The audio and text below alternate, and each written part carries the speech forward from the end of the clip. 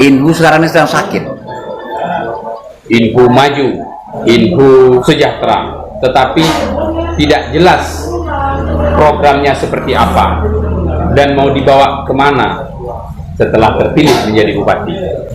Di Indragiri Hulu ada 5 calon bupati dengan tagline yang pertama nurani, yang kedua rajut, yang ketiga syiar, yang keempat BWS, yang kelima ridho. Terseru pemilu yang dari 1982 sampai 2010 ya. Jadi yang serunya zaman Orde Baru lah. Orde Baru ya. Seru tadi selanya tahu kawan dengan lawan gitu. Kalau umpamanya susah mencari kerja, dipakai baju P3. Itu akan dipanggil oleh Golkar. Kenapa kau pakai P3? Kau masuk Golkar aja. Nanti kasih kerja. Nanti kasih kerja. Assalamualaikum warahmatullahi wabarakatuh. Selamat malam masyarakat Indragiri Hulu. Malam ini kita bertemu lagi dalam sesi ngopi cerdas, ngobrol pintar, ceria dan santai. Lawan diskusi saya malam ini adalah Pak Rahman, tokoh pemerhati politik di Kabupaten Indragiri Hulu. Pak Rahman ini pernah menjadi pengurus Partai Persatuan Pembangunan di Kabupaten Indragiri Hulu dan aktif pada pemilu tahun 2010 lalu. Pak Rahman, apa kabar? Alhamdulillah sehat walafiat. Pak Rahman sudah berumur 65 tahun. 66 lah. 66 tahun. Ya. Sudah berapa kali pemilu yang Pak Rahman ikuti? Jadi saya pemilu ini semenjak 82. 1982. Iya. Jadi waktu itu partai kan hanya 3 waktu itu. Ada 3 partai 1982. Iya, 3 partai. Yang pertama Partai Persatuan Pembangunan. P3. Iya. Ya, yang kedua Golongan Karya. Partai Golkar. Golongan Karya waktu itu. Golongan Karya aja. Iya. Oh, enggak disingkat ya? Kan singkat. Yang ketiga PDI. PDI, Partai Demokrasi Indonesia. 3 partai gitu. Tahun 82 pemilu pertama ya. 82. Orde Baru. Presiden Soeharto itu. Zaman Orde Baru. zaman Orde Baru, 3 partai. Saat itu Presiden Pak Haji Soeharto dari TNI. Terus pemilu tahun berapa lagi Pak Rahman? 82, 87 waktu itu kan 55 tahun waktu itu. Nah, jadi 82, itu 87. Ya. Udah 87, 92. 92. Sudah 92, 97. 97. Sudah itu pemilu 97 cuma berumur 2 tahun. Setahun cuma berumur. Maksudnya 98 pemilu. tidak, 98 reformasi. 1998 reformasi. Reformasi. Ya. Jadi waktu pemilu 97 hanya berumur 2 tahun lah. Jadi reformasi 98. Oh, masih ya. Ya waktu itu kan sudah itu 98 reformasi. Setelah reformasi berubah partai dari 3 tadi. Ya. Muncullah partai-partai baru gitu. Partai macam-macam partai banyak waktu itu, lupa saya itu. Tahun berapa? Tahun 98. Berapa jumlah partai? Kalau nggak salah waktu itu 40 lebih saat muncul partai reformasi. Tapi saya tetap juga di Partai Persatuan Pembangunan gitu. Di P3 ya. P3. Kenapa saya masih bertahan di Persatuan Pembangunan? Yang saya lihat partai yang 3 itu seperti Golkar, PDI, P3. P3 yang tak kena reformasi. Oh, P3 tak kena di reformasi. Tak kena reformasi. Tak pecah-pecah deh gitu ya. Bukan tak pecah maksudnya. Maksudnya reformasi gimana? Kalau Golkar kan menjadi Golkar baru. Oh, Golkar baru. Jadinya. Ya. Belum Kria tadi. Ya. Menjadi Golkar baru. PDI menjadi PDI Perjuangan. Ya. Berubah deh Berubah deh ya nama ya. nama gitu. Tapi orang itu aja ya. Oh, itu aja. Kalau Partai Persatuan Bangun tetap Oh, tak berubah. tak berubah, tetap Partai Persatuan Bangunan. Lambang masih tetap Ka'bah gitu. Jadi kalau saya mengamati P3 tak kena reformasi. Oh gitu ya. Iya. Saat 98 itu ya. 8 itu tak kena gitu. 1982 itu pemilu pertama yang Pak Rahman ikuti. Itu yang pertama saya ikut tuh. Ikut memilih. Ikut memilih, waktu itu saya langsung pengurus ranting P3. Pengurus ranting Partai P3. Nah, semenjak pengurus ranting saya naik menjadi pengurus kecamatan, Pengurus ranting itu pengurus desa, tingkat desa. Tingkat desa. Desa mana tuh, Pak Rahman? desa Pekaneran. Tahun 1982 Pak Rahman sudah menjadi pengurus ranting Partai Persatuan Pembangunan Ya. di Desa Pekanheran. Jadi hebat. setelah saya selanya berjalan terus masa demi masa, saya tetap bergerak terus di Persatuan Pembangunan gitu. Tetap aktif terus saya kan di partai tadi kan gitu. Sejak tahun 1982 sampai dengan tahun 2010 terakhir, 2010. Pak Rahman aktif di Partai Persatuan Pembangunan. Jadi semenjak pengurus ranting sampai saya pengurus kecamatan ditunjuk oleh ketua gitu. Pengurus kecamatan Namanya waktu itu Komcat namanya. Komcat Nah, P3. Ya, jadi namanya bentuk Komcat gitu. Komcat itu istilahnya pengurus kecamatan gitu. Oh gitu. Setelah itu Kecamatan apa, Pak? Kecamatan Rengat itu. Kecamatan Rengat. Waktu itu masih bersatu dengan Kuansing. Masih bersatu tahun Tahun 87 gitu. tahun 1987. Saya pengurus kecamatan. Kecamatan Partai P3, Kecamatan Rengat. Kecamatan Rengat. Rengat Barat dan Rengat masih bersatu. Belum ada Rengat Barat waktu itu. Oh, Rengat Barat belum ada. Nah, hanya Rengat aja. Hanya Rengat. Iya. Jadi waktu itu setelah 87 saya ke kecamatan, Iya. waktu itu kami masih bersatu dengan Kuansing lah itu, dengan Taluk Kuantan. Inhu ini masih Kabupaten Inhu lagi. Kuansing masih Kabupaten Inhu ya. Nah, jadi saya tahun 87 sampai 92 ditunjuk di ketua koordinator kecamatan. Koordinator Kecamatan P3 Kabupaten. Kabupaten. Hmm. Siapa ketua P3 saat itu? Waktu zaman itu kan Arwah Tiprani Tiprani, BA. ketua Partai P3 Kabupaten Inhu, Ya. almarhum ya. Ya, almarhum Tiprani Ibrahim. Jadi saya waktu itu kan koordinator kecamatan, disuruh kecamatan saya yang bergerak gitu, memantau gitu. Ya, Inhu dan Kuansing saat itu. Ya? Kuansing itu satu. Zaman itu kan Kuansing itu kan baru perwakilan bupati waktu itu. Jadi saya kalau pas ada kampanye segala macam, saya lah mengantar undangan tuh setiap kecamatan gitu. Koordinator Kecamatan Kecamatan. tahun 1997 Ya, di betul. Partai P3.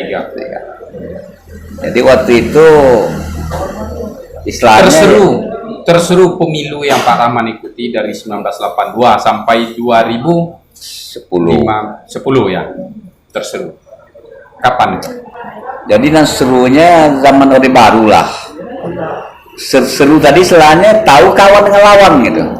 Antara lawan dan kawan tuh tahu gitu. Mana kawan mana lawan zaman Orde Baru.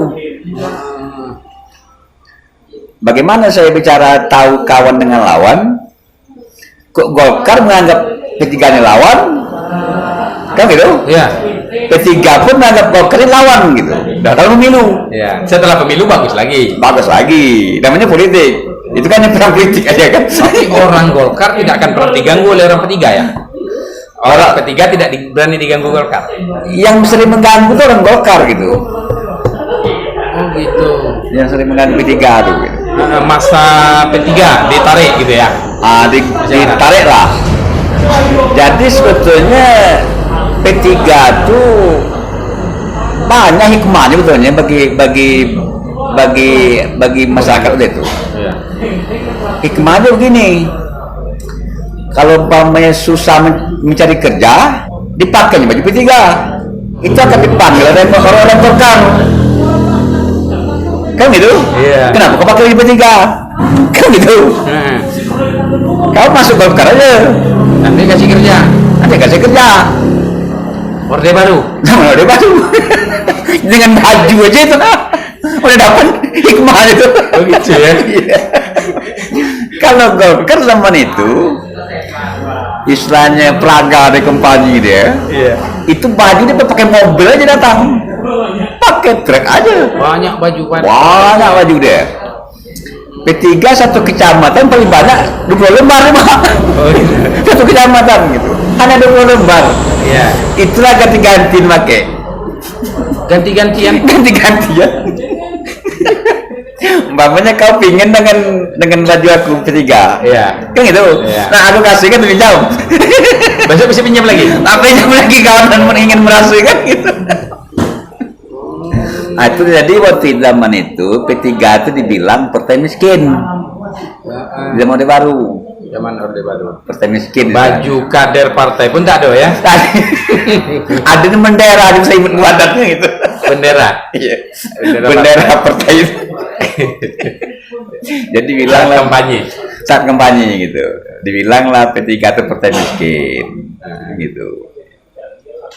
Jadi istilahnya timbul lah mana yang P3 ditakut-takuti Ketiga ditakut-takuti Takuti. oleh partai lain. oleh partai lain. Ah. Jadi waktu itu kalau tidak umpamanya satu perahu kita nanti mencari kerja susah. Kamu gitu. Iya.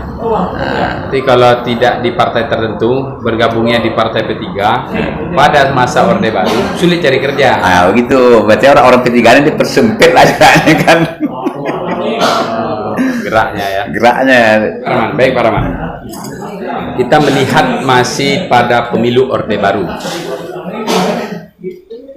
Pemilu Orde Baru itu ada 3 partai. Pak Rahman yang mengikuti pemilu sejak tahun 1982. Seperti apa Pak Rahman memandang karakter pemilih di saat pemilu? Sebetulnya zaman Orde Baru pemilih P3 itu banyak sebetulnya. Pada Orde Baru. Orde Baru. Misalnya kuat misalnya masyarakat milih partai Tumbang itu. Tapi zaman itu suara itu dihanguskan gitu. Zaman itu Suara dihanguskan. dihanguskan. Iya. Ya oleh penitia-penitia di Sebuah ini enggak, sebuah isu hoax enggak itu tuh? Partai suara itu dihanguskan. bukan hoax, Oh, itu tidak hoax. tidak hoax. Seperti apa? Faktanya Seperti Pak Rahman. terjadi di Muara Lembu. Nah, Muara Lembu. Muara Lembu. Sekarang Kabupaten Kuansing. Kuansing. Ya. Pengurus P3 ada di situ. Ya. Pengurus ranting. Di Muara Lembu ada Muara Lembu. pengurus Partai P3 saat Waktu itu kan itu. Jadi kami membentuk pengurus ranting kan 10 orang satu desa. Nah, Kota ranting. terus Kan begitu. Jadi setelah pemilu, suara Golkar itu bisa 100% gitu. suara Golkar 100% di Muara Lembu zaman itu. Padahal pengurus Partai P3 ada. Ada. Dipastikan dia memilih Partai P3. Nah, jadi tentu pimpin kami marah. Hah? Tentu pimpin kami marah. Pimpinan P3. Iya, dari provinsi waktu itu ingat saya Wan Abu Bakar namanya. Wan Abu Bakar pernah jadi wakil gubernur. Pernah dari pimpin partai waktu itu kan. Iya. Jadi marah. Kenapa dia bilang kok bisa Golkar 100%? Sedang pengurus P3 ada di situ. Berarti orang P3 memilih Golkar juga. Gitu. Hilang suara. Hilang suara. Ada nggak investigasinya? Ditanya kepada pengurus Partai P3 itu saat pemilu milih siapa? Ditanya, kita milih P3 dia bilang. Kita milih P3.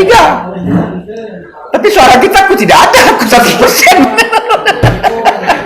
Gitu ya. Gitu memang itu gitu. Begitu ikan dahsyatnya memang itu gitu. Itu pemilih P3 enggak marah, enggak protes. Zaman itu apa? Kita tidak bisa protes, kemana kita mau ngadu zaman itu. Gitu ya. Tak bisa protes. Orang itu kan sudah istilahnya semua itu sudah di BAP semua kan, dari aparat desa Ya. sampai ke pejabat itu orang dia semua gitu. Orang Partai Golkar. Golkar semua. Jadi P3 di mana mau mengadu? Ngadu pun nggak akan digubris. Jadi memang ada pengawas itu ada. Tapi kalau saya istilahnya di bak bahasa sekarang itu Pengawas namanya formalitas saja lah gitu. Formalitas ya. Pengawas Formalitas pemilu. saja ada ya. Pengawas pemilu. Jadi zaman itu pengawas itu unsur dari Polri, ada dari TNI, Ya. itu unsur pengawas, Ya. dari kejaksaan, dari unsur partai, itu pengawas. Sama tiap kecamatan unsur partai satu Ada dan juga beda. panitia pengawas pemilu yang dibentuk oleh pemerintah ada. Itulah yang dari kecamatan Kabupaten ada. gitu. Baik Pak Rahman, kita tengok lagi saat pemilu Orde Baru kampanye itu seperti apa dan seperti apa pemilih itu saat kampanye itu. Jadi kalau di zaman Orde Baru itu yang mengepanyikan calon tadi, Iya, sama partai. kita kan calon DPR nih, Iya. itu yang mengempanyikan partai gitu. Jadi waktu mau pemilu itu kan calon-calon sudah diseleksi oleh partai. Gitu. Siapa kan calon nomor 1, siapa kan calon nomor 2, sampailah selanjutnya nomor tadi kan gitu. Itu partai nyusun. Partai nyusun. Nanti setelah pemilu suara itu semuanya larilah ke kabupaten semua. Ke kabupaten semua. Suara tadi gitu. Nah. Udah dikumpul kabupaten baru dibagi. Pamannya partai ini berapa kursi dapat suara. Ya. Nanti yang isi nomor 1 dulu. Yang duduk jadi anggota DPR. Nah, isi nomor 2, yang 3 selanjutnya lah kan gitu. Ya. Jadi calon DPR itu waktu itu dia tidak mengeluarkan modal gitu. Dia dikampanyekan ya. Dikampanyekan gitu. Di zaman itu dikampanyekan bukan nama calon, Yang dikampanyekan nama partai. nama partai. Baik. Zaman itu. Istilahnya kalau P3 kampanye, pilih P3, itu aja. Ya, nanti otomatis calegnya dapat. Nanti dapat. Golkar itu pula. Pilih Golkar. Ya. Pilih PDI. Itu aja. Kampanye mengajak orang memilih itu, karakter pemilih itu seperti apa? Ada berapa? Jadi zaman itu tadi. Jadi kalau saya lihat zaman itu Ya. hanya 2 pemilih tadi gitu. Hanya ada 2 pemilih pada saat Orde Baru. Nah, seperti apa? Yang pertama, Pak. Pertama pemilih takut. Pemilih takut. Pemilih Nah, takut. seperti apa tuh karakter pemilih takut ini? Kriterianya? Pemilih takut umpamanya kita punya jabatan nih, Ya. kan gitu. Kalau tak milih satu partai, kita akan tersingkir gitu Dari jabatan. dari jabatan. Baik. Atau nanti bisa diberhentikan, bisa juga diberhentikan gitu. Ya, pemilih takut. Pemilih takut tadi. Dia takut tidak memilih partai tertentu itu. Takut dia memilih partai tertentu tadi. Di zaman itu golongan karya namanya itu kan. Oh gitu ya? Ya golongan karya. Partai golongan karya ya. Mereka wajib milih partai itu ya, pejabat tertentu. Ya? Memang diwajibkan gitu. Diwajibkan. Pegawai pun milih itu ya. Pokoknya sampai tingkat RT Wajib milih partai. ditekankan gitu. Milih itu. Golongan karya. Jadi di zaman itu yang nama orang P3 tidak akan bisa mengenai jabatan. Itu. RT pun tidak akan bisa menjadi RT ya P3 zaman itu. Iya ya. Yang kedua pemilih apa, Pak? Tadi pemilih pertama pemilih takut. Kedua pemilih apa? Dan kedua pemilih marah. Pemilih marah. Marah. Nah, seperti apa pemilih marah ini, Pak Rahman? Pemilihan marah itu masyarakat tuh kan merasa dibodoh-bodohi gitu. Pemilih marah. Hmm. Nah, terus? Masyarakat itu tidak boleh sesuai dengan hati nuraninya kan gitu. Hati nurani orang tuh dibeli kan gitu. Dibeli. Kampanyenya gitu ya? Macam mana kampanyenya tuh pemilih marah ini? Pemilih marah ini itulah, dia kan mencerdaskan pemilih marah tadi. Jangan masyarakat ini bodoh-bodohi. Kita kan sesama terbuka. Partai ada 3. Pemilih marah ini pemilih dari golongan partai mana? P3. P3, ya. Yang P3 ini pemilih marah loh gitu. Oh gitu ya. Melawan dia gitu. Jadi kampanye P3 itu yang membangun ini adalah rakyat yang bangun, kata P3.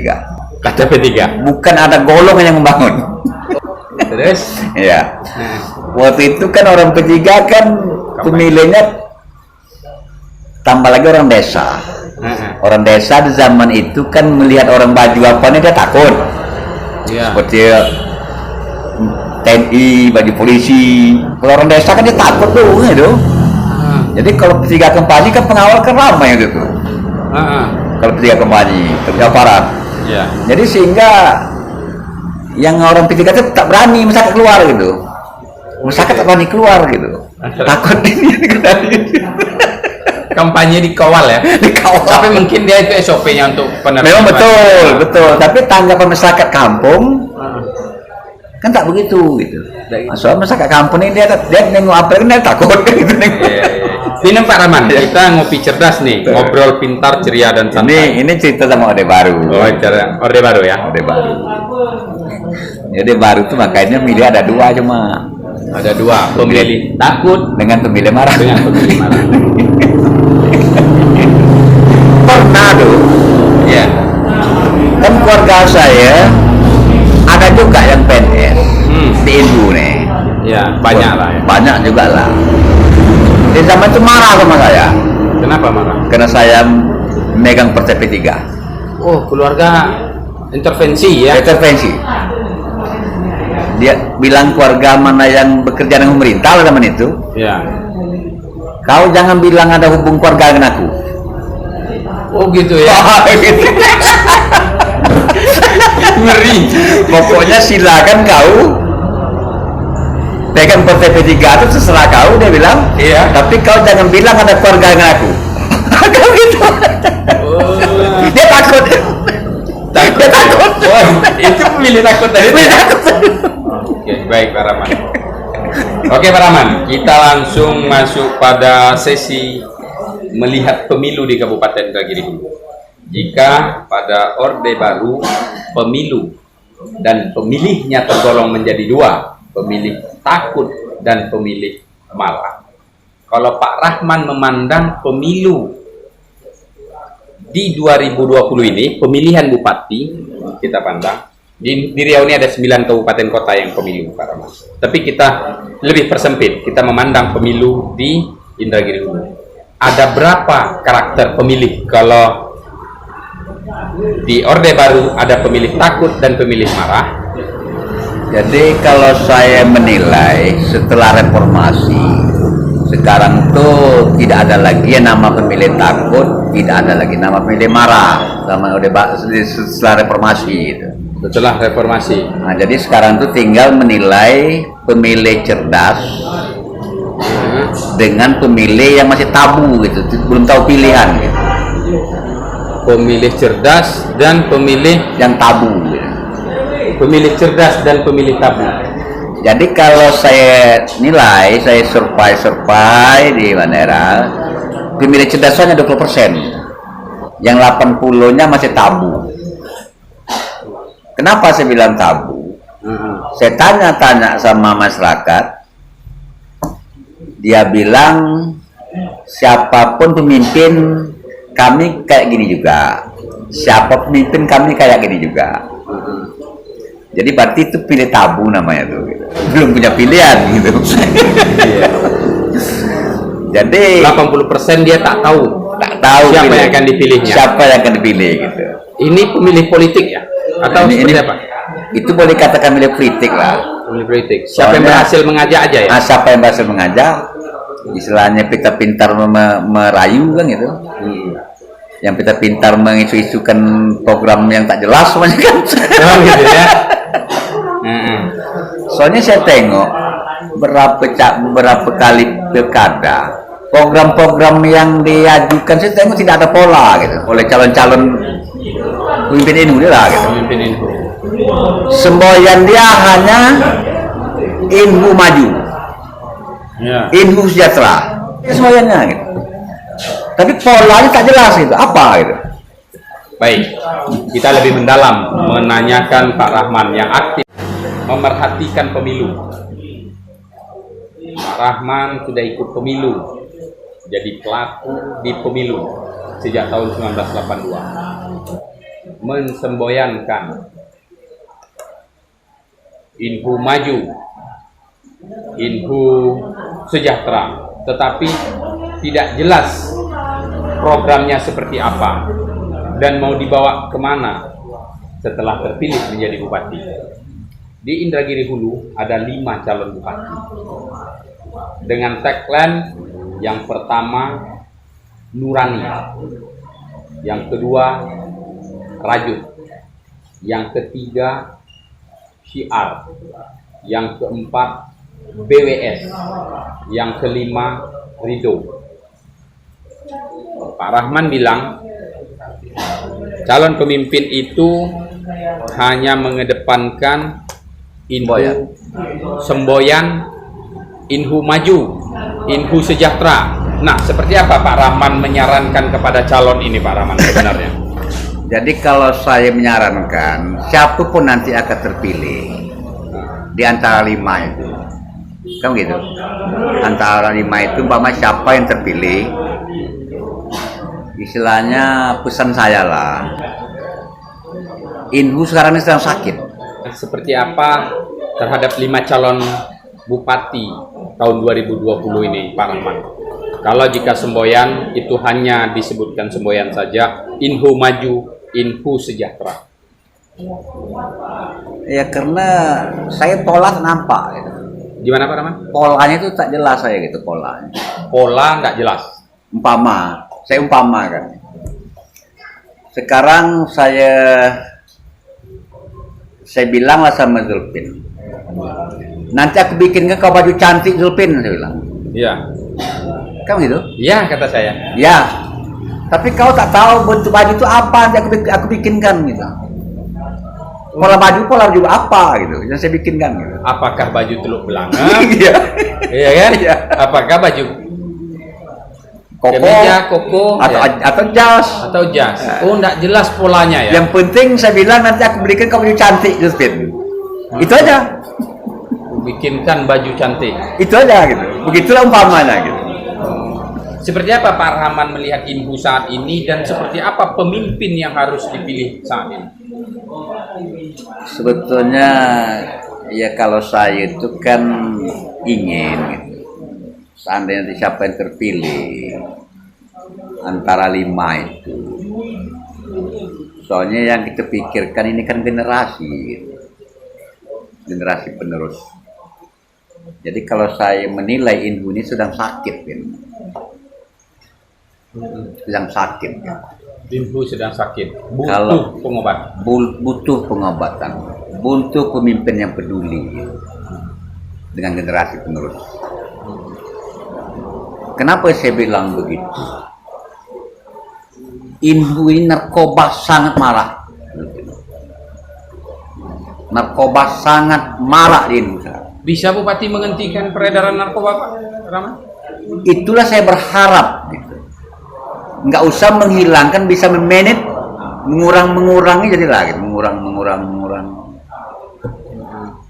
Mungkin tidak bisa habis, tapi bisa mengurangi jadilah. Kesian kira-kira generasi akan datang.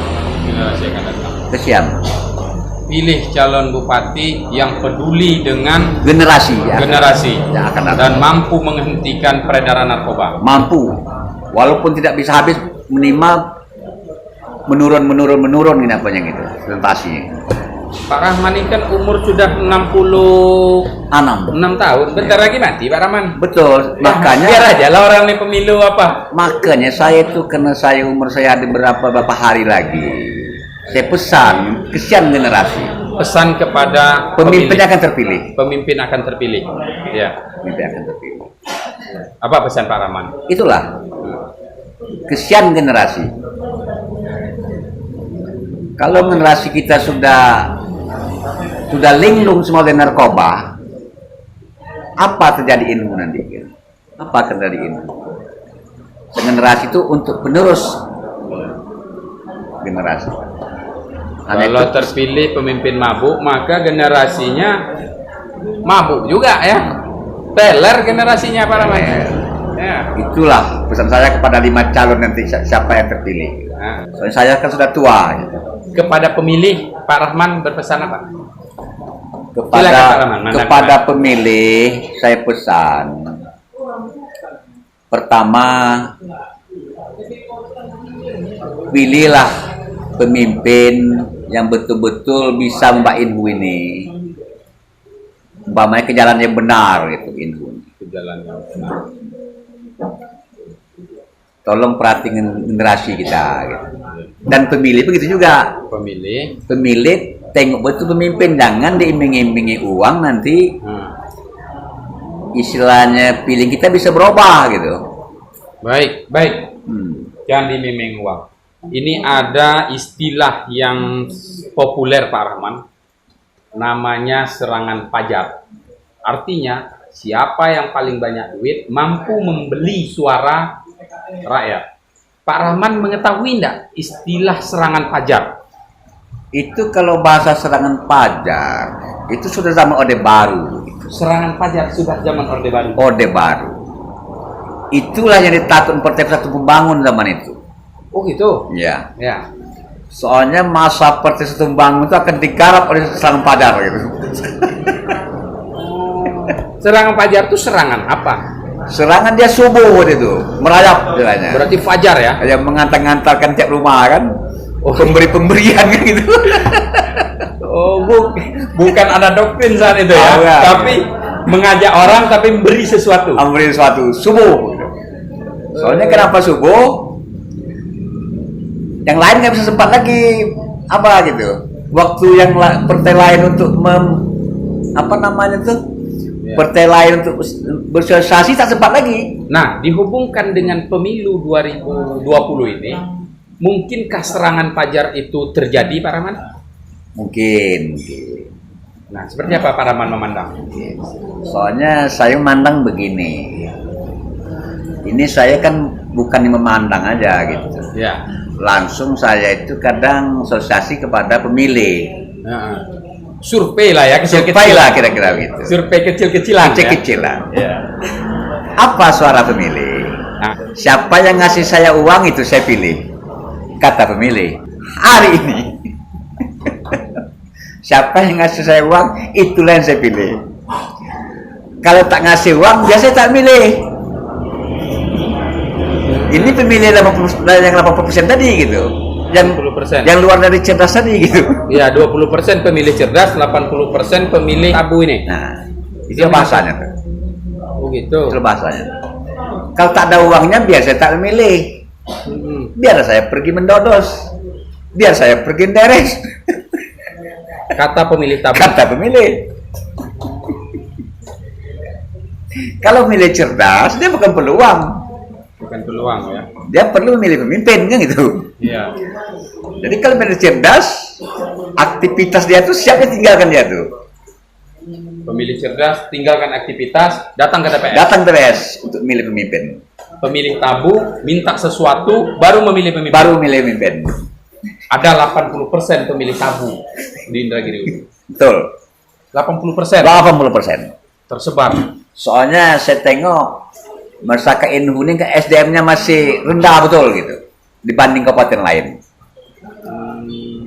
SDM pemilih Inhu ini sangat-sangat rendah dibanding kabupaten lain gitu. Kalau kabupaten lain sudah mulai cerdas pemilihnya. Gitu. Inhu ini masih di bawah dari cerdas. Baik Pak Rahman. Inhu pemilu tahun 2020 ini pada 9 Desember. Inhu butuh pemimpin yang bukan hanya slogan Inhu maju, Inhu sejahtera. Tetapi masyarakat Inhu butuh bukti ya.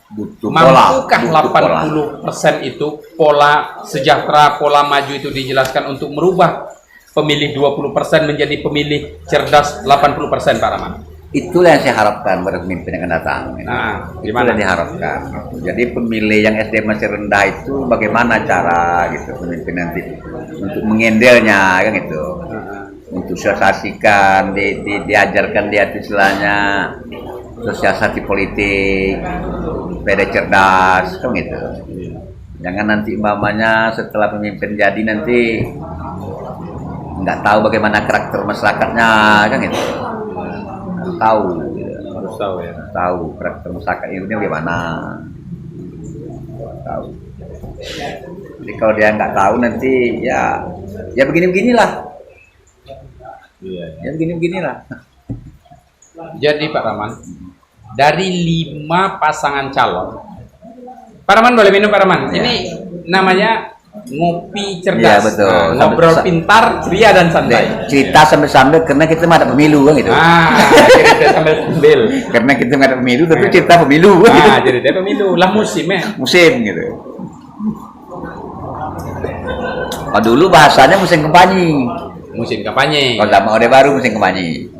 5 pasang calon tadi Pak Rahman. Hanya satu yang bersumber dari calon perseorangan. Sementara 4 pasang calon itu diusung oleh partai politik.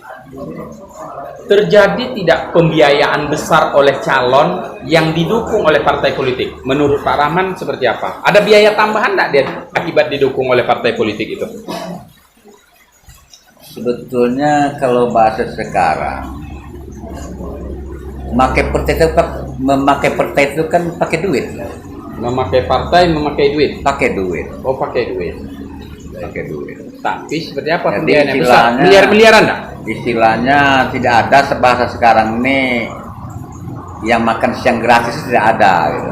Tidak zaman sekarang. Oke.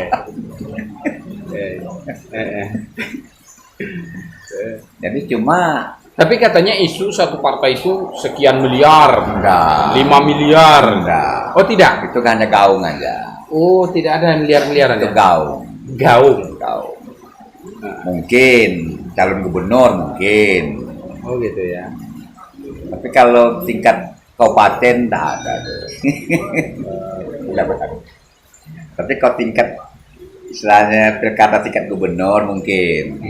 Tapi kalau kabupaten saya ada Tidak. gaung aja tuh. Jadi macam mana proses sehingga sebuah partai itu mengusung seorang calon bupati itu, Pak Rahman? Itu kalau prosesnya tuh kan setiap saat pemilu, setiap partai kan membuka pendaftaran. Setiap partai kan membuka pendaftaran calon. Iya. Jadi setiap calon silakan mendaftar pada partai. Kalau mau menjadi calon pemimpin bupati silakan gitu. Nanti partai lah yang menyeleksi. Umpama satu partai itu ada 3 calon yang daftar, atau kabupaten-kabupatennya gitu. Ya. Jadi partai nanti yang menyeleksi. Nah. Disitulah istilahnya nanti ada pembicaraan, umpamanya kalau bahasa sekarang ini kan sewa perahu namanya tuh. Dewa Prabu. Sewa perahu. Soal calon nih umpamanya kan dia mau nyebrang kan tak punya perahu, tentu sewa perahu kan gitu. Begitu bahasanya tuh. Gitu. Rekomnya itu dari kabupaten, dari provinsi. Oh, Pertama dari kabupaten rekomnya tuh pertama kabupaten. Terus? ke provinsi. Ya, terus Baru bawa ke pimpinan umum pusat gitu. partai. Nah, pimpinan pusat. Setelah itu pusat lah yang merekom gitu. Calon. Siapa calon ditunjuk oleh kabupaten tadi gitu. Umpama kabupaten bakal nama 3 umpamanya ke pusat. Umpama nih, Ya. nama 3 calon.